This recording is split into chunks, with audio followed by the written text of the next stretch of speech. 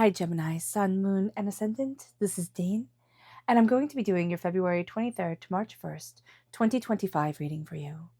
Now, I ask if this reading resonates with you. Don't forget to like, comment, and subscribe. It helps me out tremendously, so thank you so very much for doing so. And if you are interested in a private reading, a private personalized meditation, a healing, or a gift card, check out my website, danehartguidedmessages.com. It's located in the description box below. Now, before we begin this reading, let us clear the energy space, raising our own energy vibration and releasing any negativity. This cleanse and meditation will be accompanied by a loud sound. Now, if you are sound sensitive, this is the time to mute the reading and then unmute it when you see me pick up the singing bowl. You'll still have the healing energy wash over you. You just won't have to hear it. Now, let's take a nice deep breath in, exhaling whenever it feels comfortable for you.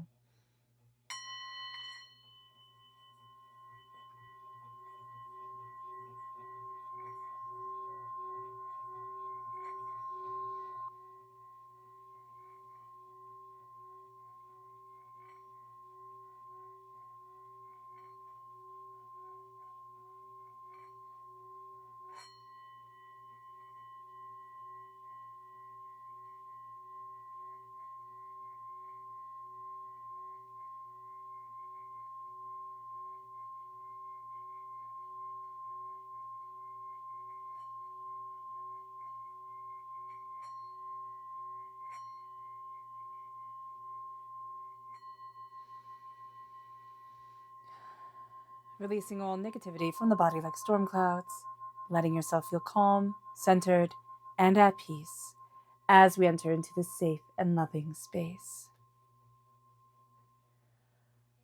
All right, Gemini. Let's see what the tarot has to say. Angels and spirit guides, show me clearly. Guide this reading and show me clearly, angels and spirit guides. Oh, we are crowned with the Lovers. This is spectacular because we are represented by the Lovers in the major arcana, so we are crowned by ourselves. We then have the Nine of Wands, the Seven of Cups, interesting, the Three of Wands, the Wheel of Fortune, the World, the Knight of Swords, which is us also. We're represented by the Knight in the minor arcana. Not the Knight, we're represented by the Swords in the minor arcana. Angels and spirit guides. The Nine of Pentacles. The King of Swords. Ooh, wow, angels. Oh, okay. All right, this makes sense. And then the Nine of Swords. So let me just see here. All right. So here's the thing. There's some sort of blockage that is going to come up this week. It is around feeling exhausted in our chosen career, but like our work, our passion, our fire, but it's around our dream, and it's feeling like, how do I move forward? And we're going to start to see things changing for us. We're going to start to see the door open up. It's very interesting that we're bookended here by the number 9. Like, we begin with 9, we end with 9. They're very different 9s, all right? But they're very powerful. And 9 is a human number. It is telling us that we are human. And we might say, okay, thanks, thank you, Spirit. I already knew that. But the humanness, like being accepting of the fact that we're not going to be perfect. We're not going to get everything right. That, there's going to be, skin knees and bruised elbows along the way type of thing. That's important. And we want things to look a certain way here, Gemini. Or we thought that things would be maybe a little bit easier than they actually are. And that is quite okay. Everybody does.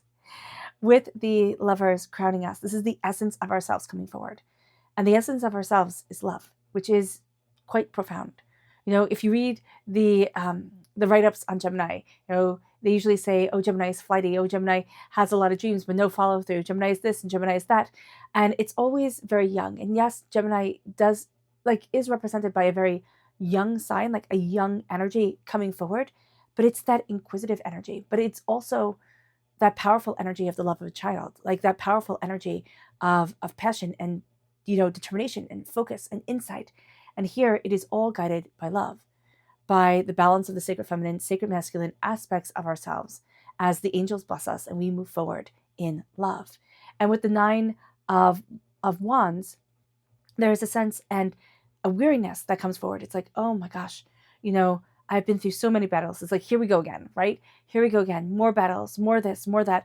I have to always look out for what's watching me, what's trying to take me down. And it's not being able to see everything. Here they have a Band-Aid, not a Band-Aid, but a bandage, an eye patch over the eye, right? It's not being able to see everything as clearly as we would want to.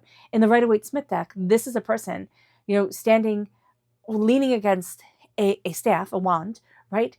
All these wands around them, and their arm is bandaged and their head is bandaged. This could be arm pain, shoulder pain, headaches. So do be mindful about that. But it's also feeling drained. Where are we feeling drained and how are we feeling drained? Around embracing the essence of ourselves and our dreams. How do I move forward? Can I be successful? Am I going to get to where I want to be? Will I find my happily ever after?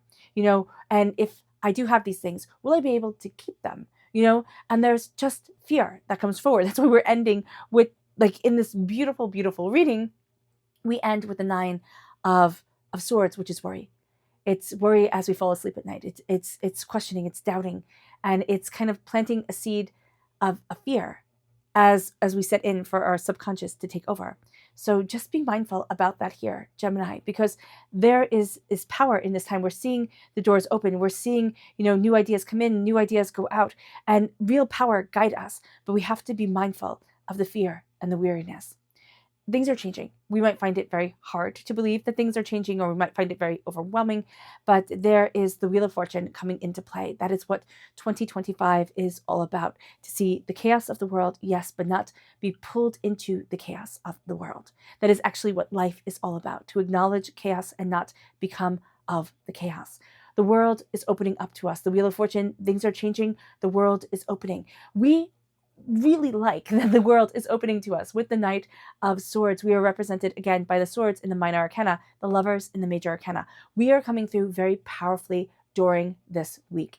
Whether we see this power within us or not, others will see it. Others will know it. We need to see it in ourselves. The Knight of Swords is saying, I'm going to take the reign and I'm going to move towards and I'm going to go after my happily ever after, my passions, my desires, what I want in this world. And it brings us to the moon. Now, the moon represents Pisces energy, February 19th to March 20th. So, right in the scope of this reading is the Pisces time frame. But Pisces is also the other duality in the tarot, like the 2 in the tarot, right? So not the tarot, in the Zodiac. So we have the 2 fish for Pisces. We have the 2 people for Gemini. There's duality in us. And it's embracing the shadows. It's embracing the quiet. It's embracing the intensity of it all. And it's standing in the power of our being and in the power of ourselves with the 9 of Pentacles. And knowing that, yeah, there's a lot of hard work ahead of us, right? Got that.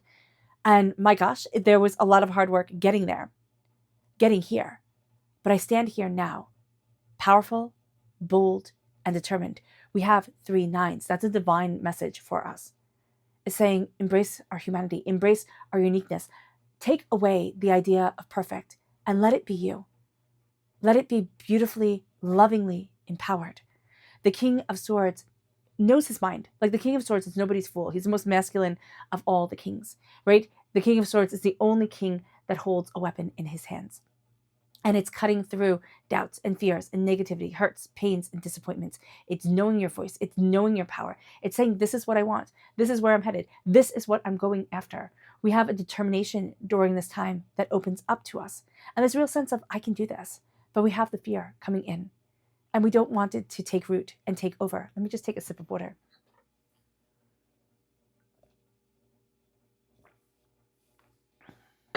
No, excuse me. We don't want it to take over during this time.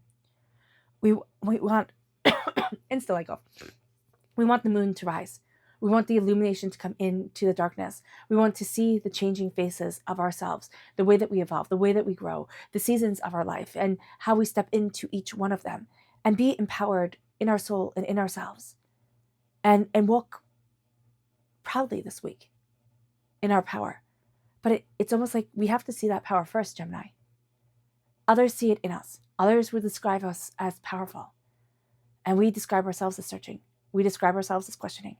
We describe ourselves as maybe even sometimes like a bit overwhelmed. What thoughts are putting us to sleep at night? Because this is a very good reading. There is a change to our world, an empowerment of self. There's a calling to our hearts, our dreams again, and letting us believe in the impossible that set us forward on our journey when we were teenagers and the world was endless. And it's embracing that again. And it's seeing ourselves and seeing our power, and also embracing our sharpness of mind and, killer wit and determination and focus, and our ability to take in knowledge. We were very smart this week. It's going to be easier for us to take in knowledge during this week, and it's letting that move us forward. But we can also be very susceptible to just one mean comment, one bad thing that can send us into a spiral. And Spirit's like, do not throw away all the beauty that is around you, because one person who doesn't matter doesn't see your vision and doesn't understand you. That's going to be really important.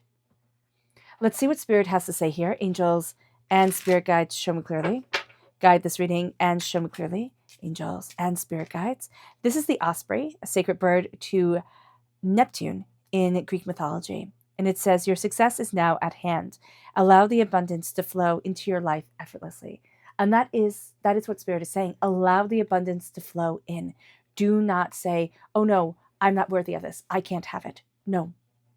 Say, oh yeah, it's more than time. I'm letting it in. Our chakra energy, angels and Spirit guides, show me clearly. Guide this reading.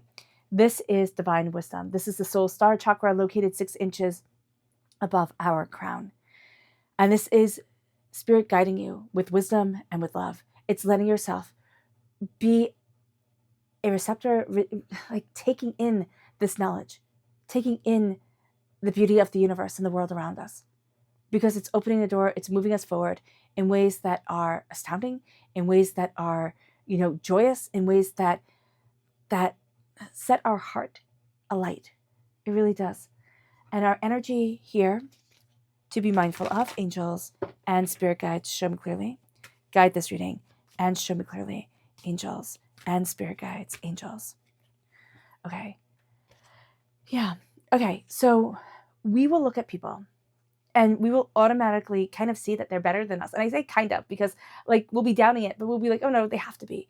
Especially if they have power and authority, which is just normal, right? This is saying here, be mindful of Earth sign energy, Taurus, Virgo, Capricorn, and water sign energy, Pisces, Scorpio, Cancer. But what this is also saying is be mindful of people who only love money, who only love power, because that isn't going to be what drives you forward. Now, yes, money and power are important in life, but it is embracing the heart of what you love and knowing that you can be successful and you are a success. It just doesn't have to be in orthodox ways. Now let's see what Spirit has to say here subconsciously. We have the ostrich. The choice is clear for you now. Follow the wisdom and truth you feel in your heart. Yeah, it's time to embrace your heart and what you love and know you are representative of love. You are empowered by love. Love is the strongest word that our ears can hear, our cells can take in. It's embracing that love. It moves us then to our subconscious chakra energy, which is soul's healing. This is the soul star chakra, again, located 6 inches above our crown. There is healing coming in. Again, connecting to the universe, opening up the door. It brings us to the energy to be mindful of, the lady. It's being afraid of creating. It's being afraid of bringing forward what we create, but also letting people's anger and frustration and this is the way that you should do it overpower you, or somebody saying I'm doing it right, you need to look at me, and it's no, I don't. And then our subconscious tarot message is the Empress. There are 2 ways to rule. There are 2 ways to be the Empress in our lives. We have one that is going to be very negative, controlling, overwhelming, and one that is saying here, embrace what you are creating and birth it forward into the world. Embrace your creativity, your passion, and your fire. It moves us then to the end. It moves us to the end. This is the end of the reading. We're going to end this reading with a meditation, a clearing away of negative energy, a raising of our positive energy as we embrace the power, intensity, and beauty that is you And that is this week, Gemini. So take a nice deep breath in. Again, if you're sensitive, this is the time to pause, exhaling whenever it feels comfortable for you.